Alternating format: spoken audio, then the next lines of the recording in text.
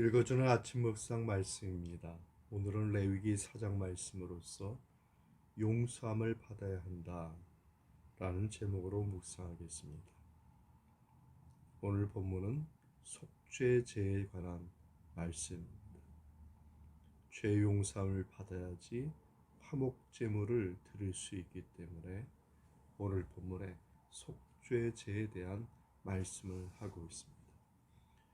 특별히 본문은 제사장, 회중, 족장, 평민 이러한 질서를 가지고 순서를 정해서 죄의 용서함 받는 그러한 제도에 대해서 말하고 있는데, 첫째는 제사장이 범죄했을 때 관한 말씀을 보도록 하겠습니다.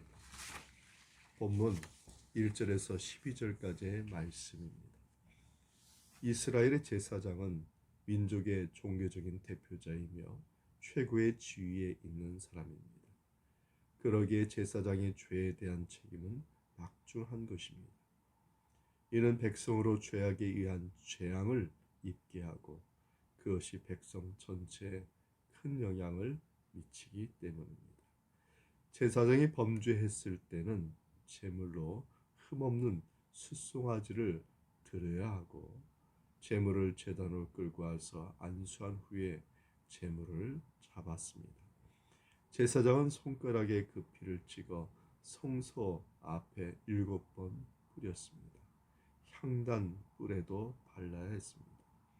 왜냐하면 제사장으로 인해서 죄가 오염될 수 있기 때문입니다. 그리고 그 피 전부를 번제단 밑에 쏟아야 했으며 기름은 모아서 번제단 위에서 불사르고 고기와 내장 전체는 진 밖에 내버리게 하였습니다.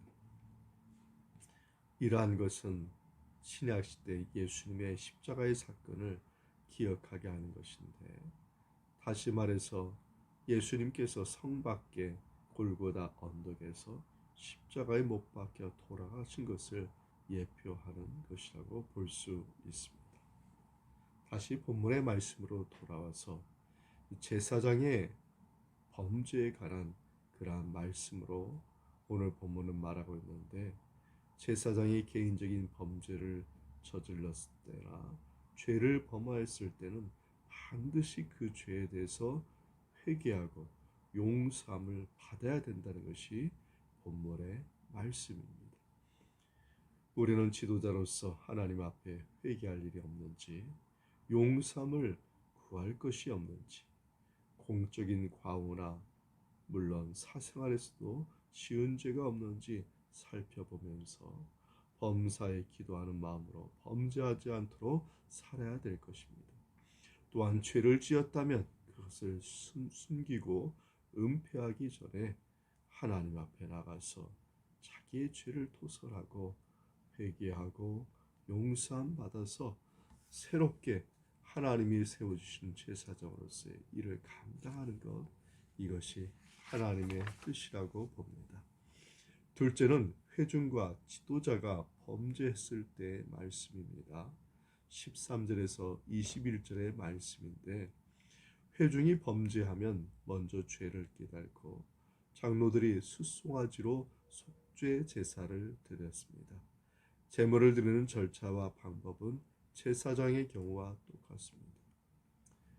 이것은 다시 말해서 공동체의 죄에 관한 말을 하고 있는 것입니다. 오늘날 신약시대의 공동체는 교회이죠. 교회도 범죄할 수 있습니다. 지상의 교회가 완전하지 못하기 때문입니다. 만약에 교회가 죄를 짓는다면 대표자들이 공적으로 자복해야 하고, 또한 죄를 깨닫는 즉시 하나님께 고백해서 용서함을 받아야 됩니다. 하나님의 용서를 받을 때 화목이 이루어지기 때문입니다. 교회는 자복해야 할 죄가 없는지 살펴야 하고, 한국교회도 마찬가지입니다. 그래서 죄 용서함 받고 주님과 화목하여서 하나님께 쓰임받는 주님의 교회들이 되어야 된다는 것이죠. 또한 본문에는 족장이 범죄했을 때에 순념수를 제단에 드리라고 또 말하고 있습니다. 영적인 지도자들이 의롭게 살아야 된다는 것을 말하고 있는 것입니다. 사랑하는 성도 여러분, 오늘날 우리 교회가 또 섬기는 교회가 하나님 앞에 거룩한 그러한 교회가 되기를 바랍니다. 또한 만인 제사장으로서 성령의 기름 부음 받은 모든 성도들은 족장이 되어서 자기의 맡겨진 직분을 잘 감당하여서 정말 하나님과 화목하여서 다시 한번 이 나라에 그리스도의 계절이 다시 회복되고 또한 번성하여서 이 나라의 민족이 하나님께 쓰임받는 거룩한 나라 될 수 있도록 기도해야 되겠습니다. 셋째는 평민이 범죄했을 때에 관한 말씀을 하고 있습니다. 본문 27절에서 35절 말씀의 내용입니다. 평민이 범죄했을 때 제물을 드리는 절차가 나오고 있습니다. 처리한 방법도 나오고 있습니다. 모든 것이 족장의 경우와 같은데 족장은 흠없는 순염소를 드렸다면 평민은 흠없는 암염소를 드렸다는 것이 다를 뿐입니다. 족장과 평신도가 제물만 다르고 똑같다는 의미는 무엇입니까?